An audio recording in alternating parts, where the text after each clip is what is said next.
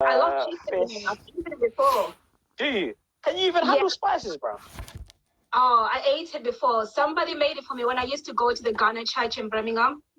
Oh, sorry. The girl I used to hang around it, she used to make it at her house and I used to eat it a lot. Can you handle the spice, though? I can handle it. Yeah. Not me, man. Nah. I could handle it. I'm terrible with spices. I'm terrible. But to be fair, yeah, how Phil's mum made it, yeah, I love it. Really? Yeah, sorry, someone was trying to call me there, but I called them afterwards. Yeah. Pardon? Turn off your notifications. Oh, how do I do that? All right, it's too late now. Let's go anyway. Oh. Yeah, man. Oh, can you even see me, bro? It looks like this lighting is a bit mad. Well, you keep moving your camera, You keep moving. Yeah, but like, what's the lighting saying though? Is right? No, lift it a bit. There you go. I can see you clearly now. I'm sure everyone else can see you. Yeah. So I can see a lot of people like joining in. Do you have your people on your side joining in as well, Keith, today? I don't know. We'll find out as we go. We'll find out, man. You'll find out. Yeah, we'll find out, man. Yeah, just waiting for a little bit more people and then we can start. I've got my people.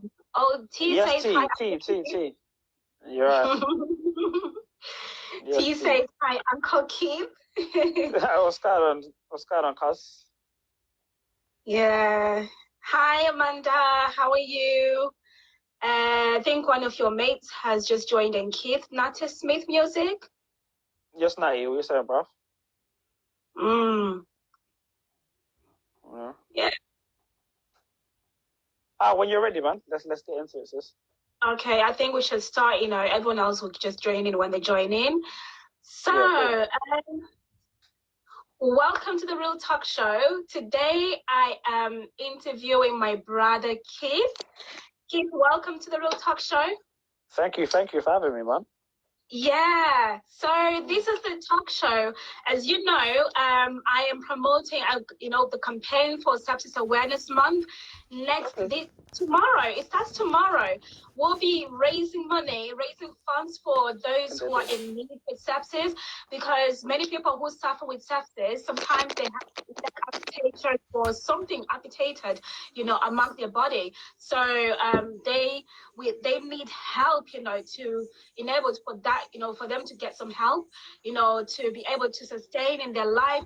And then there's other people as well who have who have their firms, their charity, they're doing, alongside, to raise awareness for sepsis. So we have to think about them as well. So as a sepsis survivor, it drew me so much this month. I know my brother's, fiance, she's the one who got me into, to encourage me to look for other women who are going through this, so that, I can also inspire them, I can learn from them. We can all learn from each other and help each other grow, and also, help to raise this awareness. The awareness I'm raising for, even though it's sepsis all rounder, it's more of maternal sepsis, which is the one I went through when it came through childbirth. So sepsis is an infection that prolongs so long, and then it doesn't when it's not treated enough, it then turns into sepsis, and you can go into septic shock, which I went through and nearly died from it. So it's very important that we recognize what sepsis is, and early recognition is very important. If you have any little thing that you're suffering from, even like a little infection, do not leave it till late. Even consult your doctor if you're worried about it, because all right, someone is saying, can you tell me more about sepsis? Definitely. So sepsis, like I was just explaining, sepsis is an infection that has prolonged so long without being treated, and then when it escalates, and becomes so much that you start feeling headaches, migraines, high temperature, not feeling yourself, you end up going into septic shock. That's when you are diagnosed with sepsis. It's a silent killer that if you don't even know what's going on, it can kill you. it nearly killed me when I didn't even know I had it, because I went to the hospital in the morning when I woke up one morning on the 3rd of May last year. I woke up with, just bleeding. I didn't know what was going on. I thought I was losing my baby. But I called the ambulance, and then I ended up getting that's when I ended up. The doctors, the surgeon, they came to see me, check my baby if it was okay. Then I think they realized that right there. Then, Michelle, you had an infection. So they saw me deteriorating. I had high temperature. I had so many migraines that were so uncontrollable. I didn't know where they were coming from. So because my son was deteriorating in my tummy, as he was growing, they decided that they had to take me for emergency C-section to save my life and my baby's life. So through all that, what was going on, after the surgery, they told me when they took out the placenta, it had infection all over. So they took it out, and then they just told me that they're going to treat me with antibiotics, and I couldn't see him until I was okay. However, a few days later, everything escalated, and then I went to septic shock. That's when everything went worse. So this is where I was diagnosed with sepsis, and I had a brain surgery, which some of you may know, and to remove some of the infection that had already flown through my brain. And yeah, this is where it now comes to that I'm raising awareness for it. And by me raising, I'm not just doing this for fun. This is a real cause, because of also remembering those who have passed away. It could have been my brother right now, talking about me that have passed away, because the situation I was in last year was really worse. So, Keith, can you tell us about yourself and what you do? Oh, all right.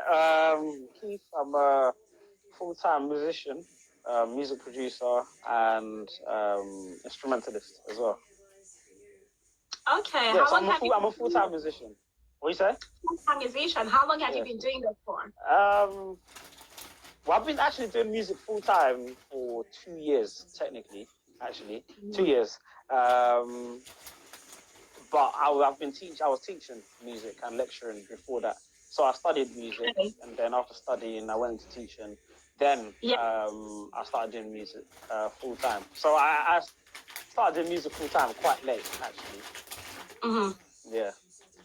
Okay, so can you tell us, last year everything happened, I was okay, the whole pregnancy, I was fine. So when you tell us about when you got that call that I was not well. Yeah, that day Remember, was you were in poor. yeah, that day was mad, That day was crazy for me because that day I think we were halfway through our tour. So that was a UK tour.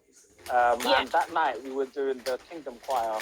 We were doing the Royal Albert Hall show.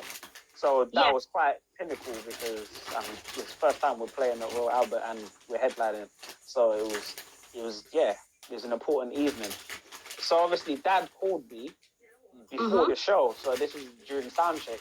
So before I even went on the show. So for me, I didn't want to do the show because obviously I'm in panic mode. I'm thinking, all right, I need to kind of just get into family mode. What do we need to do? Do I need to be up north? Yeah. It was a surreal moment. I mean, even now as I'm speaking, I'm trying to remember because I remember walking through the hall, and my dad called me and he told me that there was bleeding to your brain because I knew obviously you went into hospital and at that point you'd given birth. Yeah, so you'd given birth, but you were a bit delirious, so you weren't quite 100% yourself. So when Dad called me and then he said that the doctors said that you fell. That's it. So he said that you fell. So I'm thinking, okay, why is it that he said you fell? I think he told me that like a day before.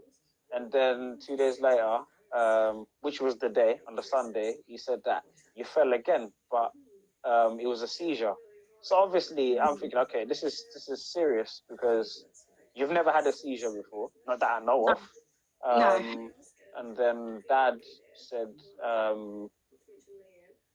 yeah, there was bleeding to your brain, and you had a seizure, and essentially they're taking you into an emergency operation, and they're having to transfer you from was it Cacaldi, right? Is that it? Yeah, Kirkcaldy, yeah. Yeah, They had to Kirkcaldy. drive me all the way through to Edinburgh Yeah, to Hospital. Edinburgh. Yeah. Yeah. So obviously, Dad's giving me information, and meanwhile, obviously, Mum and Dad they kind of getting ready to travel from Nottingham to Scotland. So yeah, for me, in my head, it's just that kind of fight or flight response because It yeah, was that for you, isn't it? Because I remember a few days, I think I had just given birth and you called me. What's coming back to my brain is you were talking to me, but then I think I was just saying something else and you kept saying Michelle, Michelle. Is that right? I don't remember that. Wait. You called me after I gave birth. You called me to congratulate me, but then I Yeah, was yeah, yeah, yeah, yeah. I remember. I had a show.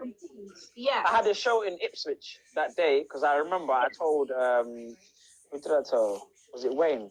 Yeah, it was Wayne because obviously I was telling them like how you're feeling and what the situation was, and I told him, yeah, you just given birth. Because obviously I was worried because obviously Brax was born premature, so Yes. and it was very early, so I was just worried about his health, etc. But obviously I didn't know that there was stuff going on with you. But at the same time, you weren't yourself. So when Dad was telling me this, when he said that you had a seizure, to me it made sense. And when he was talking about you dropping on the floor, it made sense as to what was going on. So anyway, I went, did the show, and then my mind.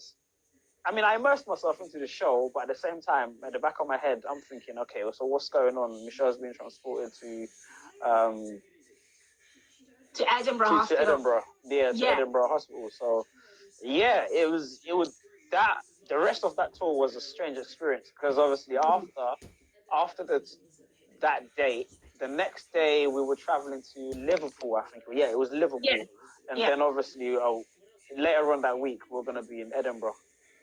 So yeah, that period was strange. Was intense. Very, very, because it's like me leaving the tour would that would shake the runnings because it's just me and Chris. I'm the keyboardist, Chris is the drummer. So if I leave, you have to get someone who knows the show, who can just come in and just bang out the show. And take over. Yeah, bruv. So obviously it's kind of like, okay, so how do we do this? Because even if I come up to Scotland, there's nothing I can do because Mum and Dad, they were just waiting around because you were in the theatre, and then everything else was happening behind the scenes. So it was I think it's one of the hardest times, if not the hardest, of my life, definitely, because you're working with it's the fear of the unknown because the fear of the unknown and not having any control over what's happening because of my current circumstance. Do you know what I'm saying? So, at what point did you? Because I remember you did tell me later on, and I woke up that you did come and you were praying.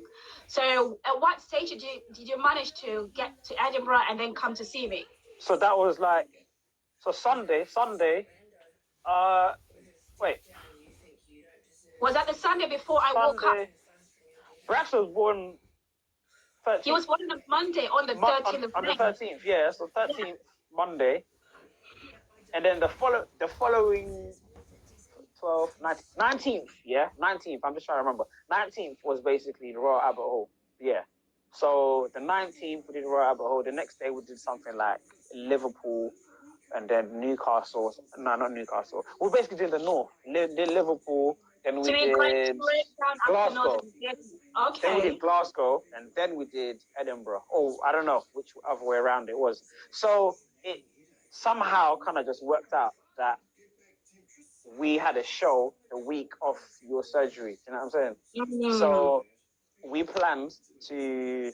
I mean, I was coming to see you one way or another. So when we did our show, I spoke to the guys and then let them know what the situation was. I mean, they knew anyway. They knew from the Royal Albert Hall anyway. Yeah. Obviously, I mean, what do you say? What do you say to me? Like in that position, it's hard. I'm trying to put myself in their position. It's hard to.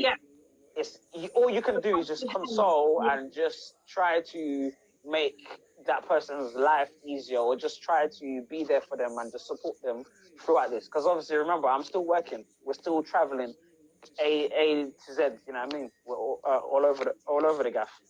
Mhm. But yeah, so we did sound check, and then after sound check, I remember we took an Uber, and then that's when we came to the hospital. So I think that day, that's when you just woken up, because obviously you were in a coma for about, um, Over a week. yeah, over a week. I don't remember. It just felt like a long time, man. It really was a long time, that period, especially Now because you're I'm saying the working. dates, like the gap. Now you're explaining me the gap. It does really seem like it was a long time I was still in a coma, because you're telling me from Monday and the 19th, like near like Sunday, that was a week, and then following on. Yeah, no, but the Monday was when Brax was born. Yeah. So everything else started happening towards the latter end of the week, if that makes sense. Yeah. So Ah. basically, between the end of the week of Brax being born until you woke up the day before I came to see you. I think that's what it was. The day before I came to see you, I think we'd done Glasgow show or something. I don't remember. Yeah, Because details are hazy. I now really I now remember seeing you. You came with a few friends. Is it like two friends? Yeah, so I came with it Yeah. was I Elaine. remember seeing you, but I think I was still out of it. Yeah, but you were awake. You were awake, Mm. but you wouldn't remember. You wouldn't remember. So it was Mm-hmm. me, Elaine, who else was it? Me, Elaine, Wayne, and Colette. So yeah, All we I came. remember you guys were praying. Yeah, man, that was Yeah. difficult, man. Yeah, it was hard to see you in that position because I mean you're my blood, you're my flesh and blood, Mm-hmm. my only sister. So it's like obviously all types of things are running through my mind. Yeah.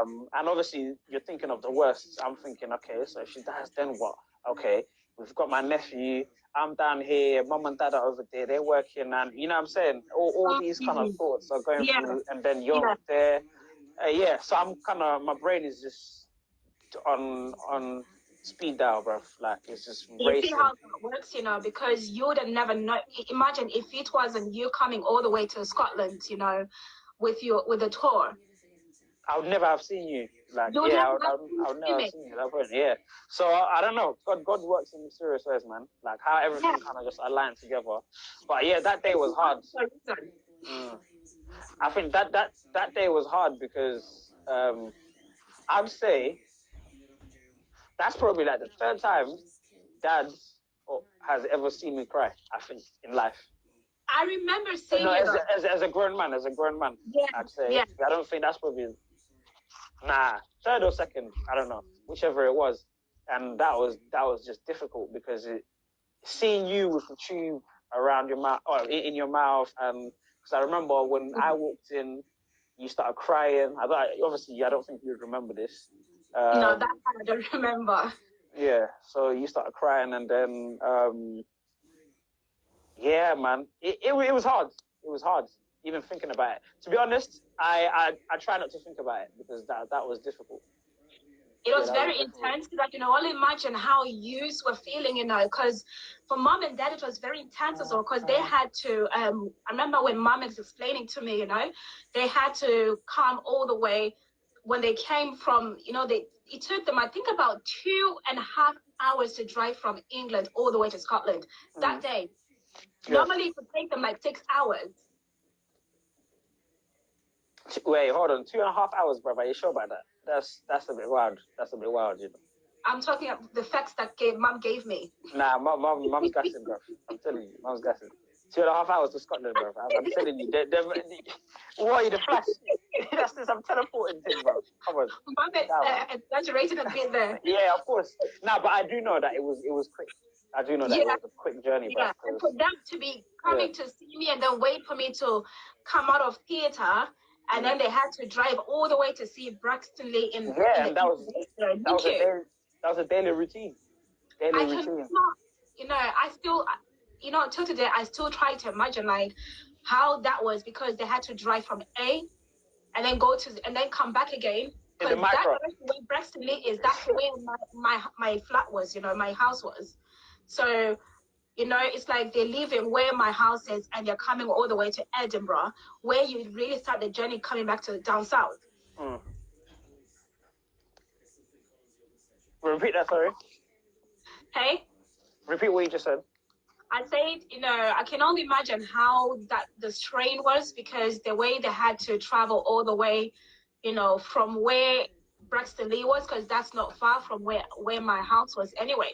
Yeah, I think it was definitely intense and difficult, man, It because was intense. you're traveling from A to B, you're going to see Brax, you're going to see Yeah, you, and then you're going home, and it's just you two, and you're having to think, because, like, I don't know, man, it's difficult to articulate because it's just you two. So you're holding down the fort for everything, do you know what I'm saying? mm, And yeah, man, I don't know. I don't know how I'd be able to deal with that. I don't know if it was my child. And yeah, that's this difficult, man. perspective to you, Keith. Huh? Did you put yourself in that shoes? How do you mean?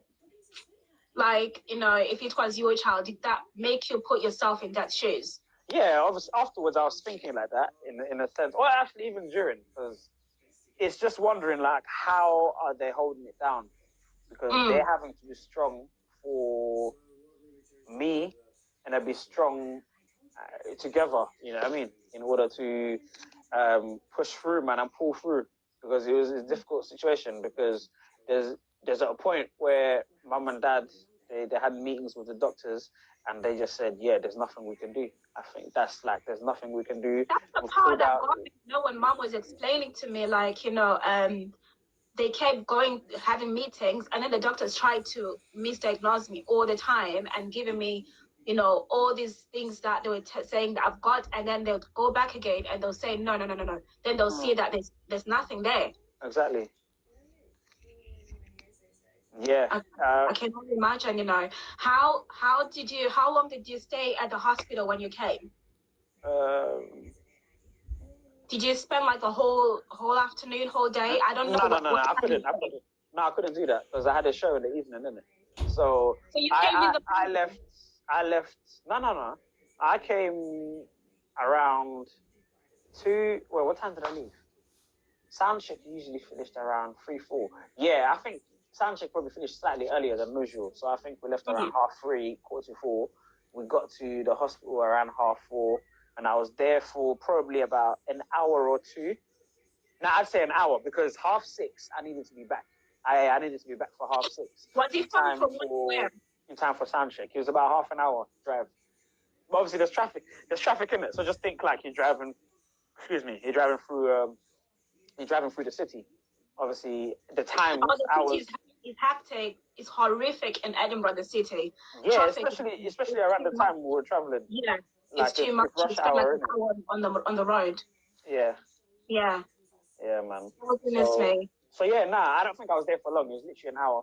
The guys that came with me, they stayed for about 15, 20 minutes. Obviously, Oh, they they left sang, you prayed, inside. prayed. Okay. Yeah, sang, prayed, and then, um, yeah, and then they left. And then obviously it was just me. But also, we couldn't stay in the ward with you for long either because they had to do, I forgot what they had to do with you. They had to do some stuff. I don't know. I don't Oh, remember. they had to do some checks. I don't think it was checks. There's something that they had to do. I don't know what it was. Something medical. I don't remember. But Mm. I remember mum was saying, yeah, it's the time of day for X, Y, and Z. But I don't remember what it was. There was always something, you know. But It was just something else, because you know, when I now go back and think about how mom was telling me, because then she was saying you couldn't, you were on the phone like texting all the time, like what's going on every time, and dad was texting you, updating or calling you. yeah, I needed to know, man, because obviously I'm far away. There's Mm. nothing tangible for me to, to grab onto in order to feel like I'm in control of what's going on. I know obviously it's a Mm. situation beyond my control, but it's just one of them, man. Oh. Mm. So what happened then? Because I don't remember when I woke up. I do remember when I woke up, and then because then I started talking to you a few days later. Yeah, you sent mum and dad were still there, or they came back up. So you sent like what did you send? Nah, dad sent a video message from you. Yeah, because I think Oh, at that yes, I point, remember because yeah, they moved me from the ward I was, because the ward I was in was the intensive care where they are monitoring me every single second. I have a nurse nearby, and mom and dad are in there as well. So when I woke up in there, I remember when I woke up, the tube and taking out. So they had to let me stay in there before for like two nights to see, to monitor how I was breathing, if I was getting, being alert, because the main thing they wanted to make sure that, my brain is functioning well, because that side, the left side, affected the right. So I still couldn't talk. I couldn't talk or anything. So the main thing what I was finding hard was to talk. All I was doing was just, shaking my head. If they say something, I'll say something. But I didn't remember. I didn't realize that I was in a different hospital, because when they asked me which yeah, no, hospital you wouldn't. Yeah, you wouldn't. I just thought I was still in the same hospital. And that's when, that's when they were like, no, no, no. So when they told me I fell, I still couldn't believe that as well when they told me I fell before, the previous hospital. Because I now remember having the seizure because I remember shaking. There's a point I was shaking in Concordia Hospital, and all I remember was just my head shaking. And then at one point I just stopped, and then I was awake, and then they told me they're going to take me for like a CT scan first. So then when they took me for CT scan, that's when they started telling me, we're going to have to take you to Edinburgh, but the surgery you're going to have is a small surgery. To what they call a small surgery, that felt like a big surgery to me. Yeah. So all those thoughts for me were very hard, because all I was thinking was, so what's going to happen to me? What's going to happen to me? And I was just praying, because they had two things. They didn't want to do a surgery at first. They wanted to see exactly how far it is. So if they notice that, if this is not too, too severe, that they can do a surgery, we're going to carry on with me and do something else, so that I wouldn't go for surgery. They were trying to avoid, but then they realized it's not good. It has to be a surgery. So then all I was thinking, like, who's going to look after Braxton Lee? No, exactly. Who's going to talk to me? Who's going to tell mom and dad? I don't even know what was going on, because I had to leave my bag. I left my phone, and when I got there, I didn't even know what was going on. All I did was see a doctor. I remember when I woke up, the doctor I had seen before the surgery, I saw him and I shook. I couldn't believe it. I was just like, what's going on again? This doctor is back. When you see that after the surgery? Yeah. Did you have the same guy? Because remember, you transferred to hospitals. So how did you have the same guy? The guy, because when they transferred me, the night they transferred me, the doctors who transferred me, okay. Yeah, they left me in a ward. So I woke up. They took so long. I think they were waiting for mom and dad to come. So there's this one surgeon who kept coming in. When they have students who are, who are learning a lot of things, like, to do with with neurosurgery. They kept coming in. He kept coming in with them and discussing about my case. So then when they came out, that's when he came back in, and then he told me at 2 p.m. I'll be having the surgery and explaining to me, but I wasn't really taking it in. All I was thinking, like, just do it and let it go and let it finish, So then I remember when I was in surgery, that's when they were telling me, we're going to put you to sleep. And that's all I remember. And then later on, when I woke up, then that's when one time he came to check on me. I think he was just checking me how I'm doing. And then I saw him. So then I was shook, and I was like, what is he doing now here? When you see the same person, you start thinking back, like, what is this guy doing here again? Yeah. Yeah. So it was very, very hard for me. Like, all I was thinking was, what's everyone thinking at home, and what is, does Kit know? Because I knew you were on tour, you were not anywhere to be found. So I was just worried, like, what's going on? Yeah. So, with, I know, like, a lot of people, did anyone reach out to you? And because I know mom later on told me that, a lot of people are now trying to contact me. Not really. To be honest, I won't lie to you. I really kept myself to myself during that time, because I was working. and it was hard to deal with whilst I was working. For me, it was just literally my contact was Kez, mom, dad, and obviously Emmanuel, because Emmanuel, obviously I share a flat with Emmanuel. We live together, and yeah, that was it really. There probably was like other close friends, like obviously Ainsley, David, that kind of thing there. But in terms of me kind of like telling people, oh, this is what's going on in order for people to reach out, I wasn't really doing that, to be honest. Yeah, it was literally like I was just tunnel vision, work, mum, dad, what's going on? Do you know what I mean? So what are the feelings? Can you describe the feelings? Because you know when some loved one is sick, you know, did you feel like resenting yourself? Did you shut down to people? How did you feel? Nah. I was just more. It was not about me. It was literally just me thinking about you. Worry. It was worry. So obviously, worry. You're scared. You're I don't know. Worry and fear is the two words I'd say. Worry and fear, because I feared that you'd lose your life and I'd lose you. And then I worried about the the effects of that happening. Do you know what I'm saying? So you not being around, so what's gonna happen with Rex? So that's the same thing I was saying earlier. Just like my brain just starts ticking because obviously I get into problem solution mode. Okay, what do you do? What needs to happen? Do you know what I mean? That kind of thing there. So it's just fear and worry. I think those are my top two two emotions and feelings, I'd say. Yeah. It's very hard when a loved one is sick, you know, because all you think about is the next step. Sometimes you forget about yourself, how you are feeling, because that really exactly comes straight after, you know, when after everything has happened, that's when it starts to hit you hard. Repeat that, sorry. I say when everything is happening, you think about that person, so you forget about yourself at first, and then when it hits your heart is aftermath. Did it hit your heart aftermath when I was now in recovery? No. It hit me. Yeah, there was no aftermath for me. It was literally during it. Because for me, it hit me during it. Yeah, it hit me because I saw you. Do you know what I'm saying? So seeing you was enough to hit me, to just show reality. Like, okay, cool. This is what's going on. This is what it is. Do you know what I'm saying?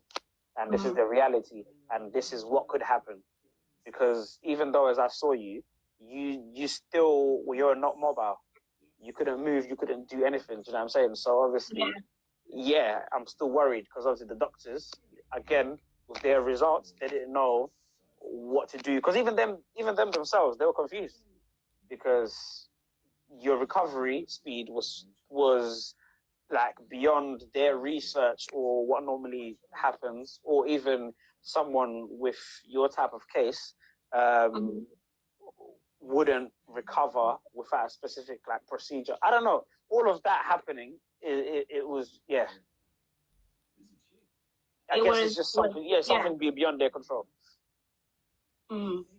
Yeah, because you know, with this case, I have gotten to learn, you know, to meet other women as well who have the same, who've gone through the same thing I have gone through. Well, maternal.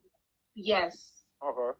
Yes, I have been talking to them. They have been coming through me. You know, I've managed to reach out to them, and they are going to be sharing some of their stories with us. And right now, I have prepared a blog. I'll be launching the blog sometime this week.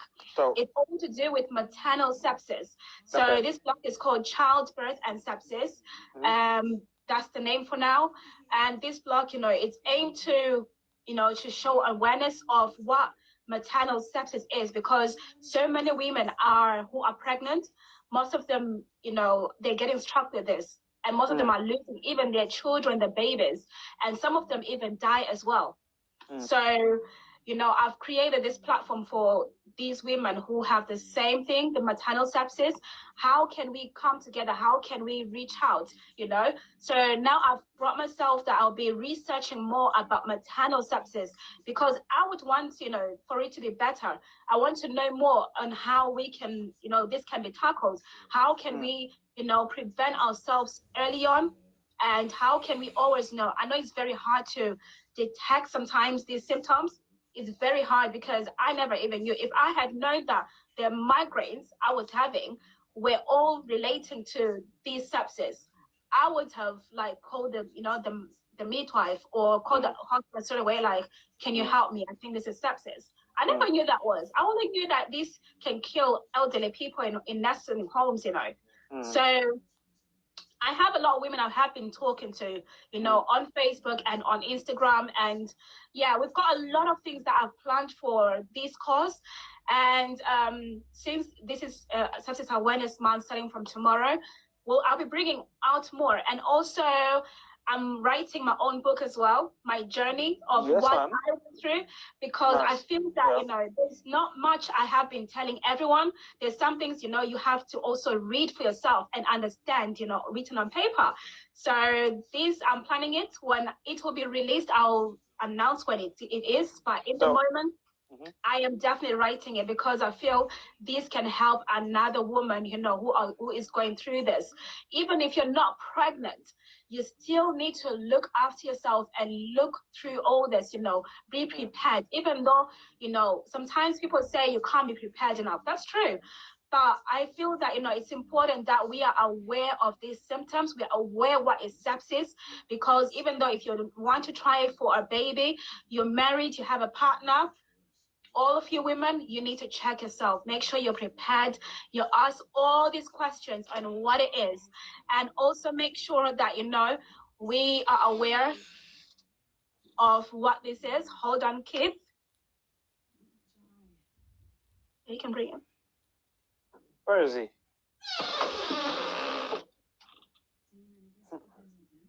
Yeah.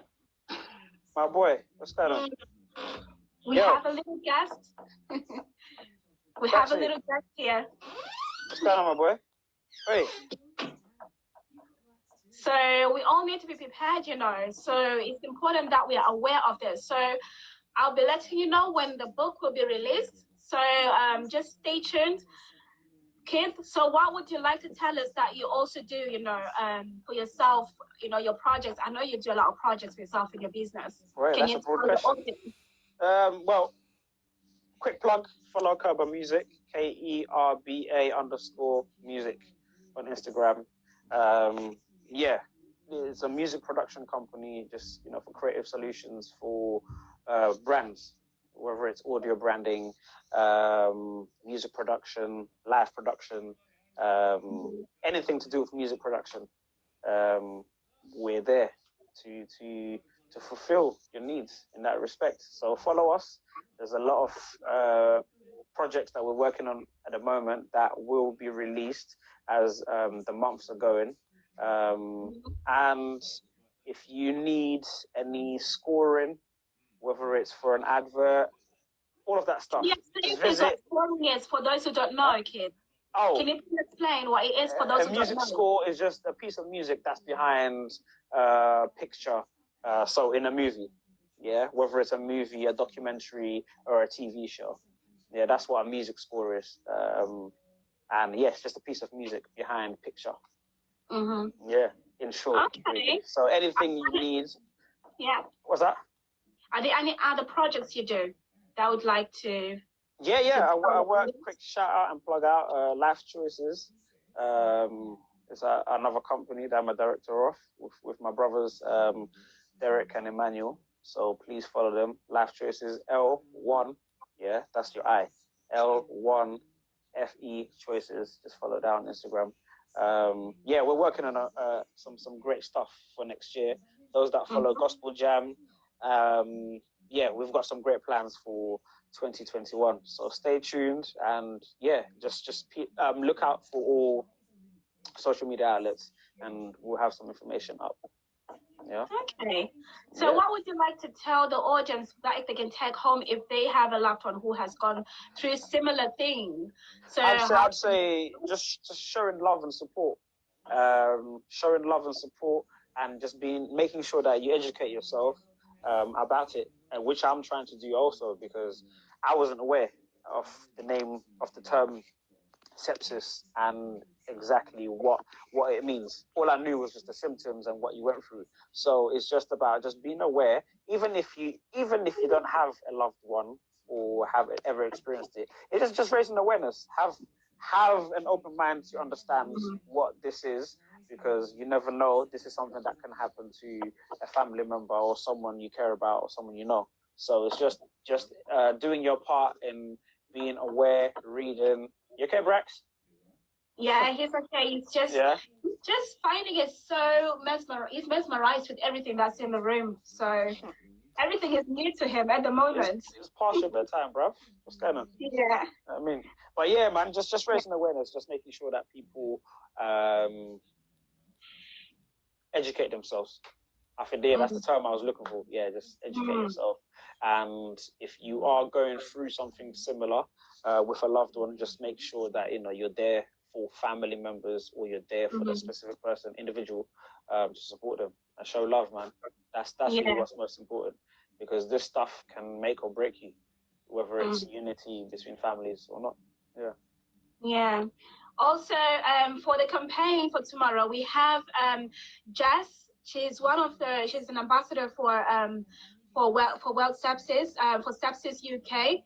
So she has planned a campaign which is around the world sepsis. So a video will be launching tomorrow. So you'll see everybody, most of the people who have gone through sepsis, and also Sepsis Alliance, the one in America, they have set up a website that everyone who wants to donate some money for sepsis, they can donate the money through them. So it goes to them, but it's in my name.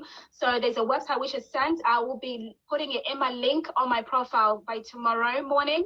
And also I have a campaign that is Walk 5, Give 5. So you can walk 5K and then give £5 in order to raise money for sepsis. So I hope everyone has had that. Walk 5 and give 5. So Keith, I have enjoyed talking to you. Thank you so much for coming on my platform, No problem, man. Congrats on doing this, man. Just keep doing this. And yeah, the more you do it, the more it's going to grow, and the more awareness you're going to help someone. Trust me, you're going to help people out there. So just keep doing your part, sharing your story. I know it's going to help people, and I know it's helping people. Thank you. And we have a miracle child right there, my boy. What's going on? He is the one I had to keep alive for my son. He is the one. Because of him, I'm here. That's so he is my life, and everything I do is for Braxton Lee. This campaign, I'm doing it for other women, because I know that for them to stay alive, for their children as well, so they can look after their children and be there in their life. That's the most important thing ever. So yeah, he's a miracle child. He's a miracle baby. So Uncle K, thank you so much for tuning in. No problem, man. As you see, your nephew likes to always bump in and jump in all the time. This is him. This is him all the time. Every time I'm doing a live, he likes to be awake. Yo, I can't see your face. What's going on, boy? Say hi. What's up? He's not interested. It's time for Black Brax. Yeah, man, go to sleep. Yeah.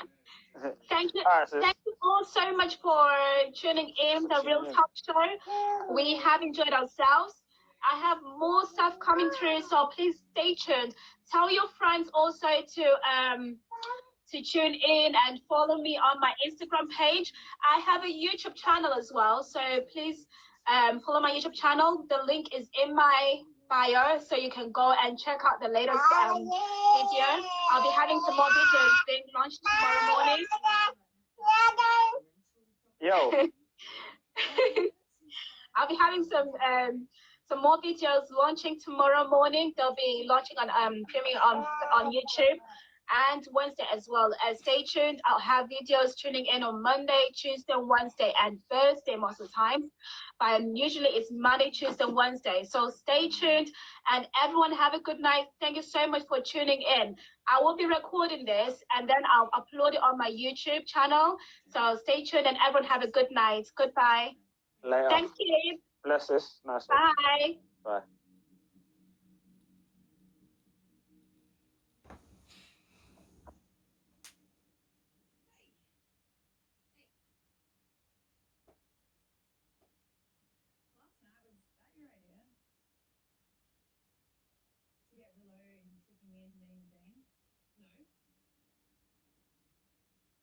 it to you. You're the one that told Dean he was a dad. Yeah, I know, I was there. What are you afraid of? That they might actually get along? I'm not worried about Dean. Well, it's not what it looks I'm like. worried about you. Because if this works out, my son gets a stepmom too. And I don't know you from Horoscope. Or even how you're going to fit into all this. Well,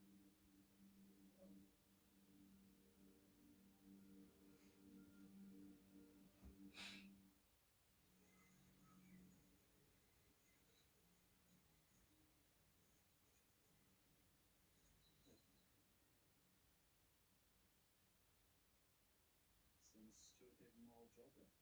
that's great. Yeah. Thanks to you.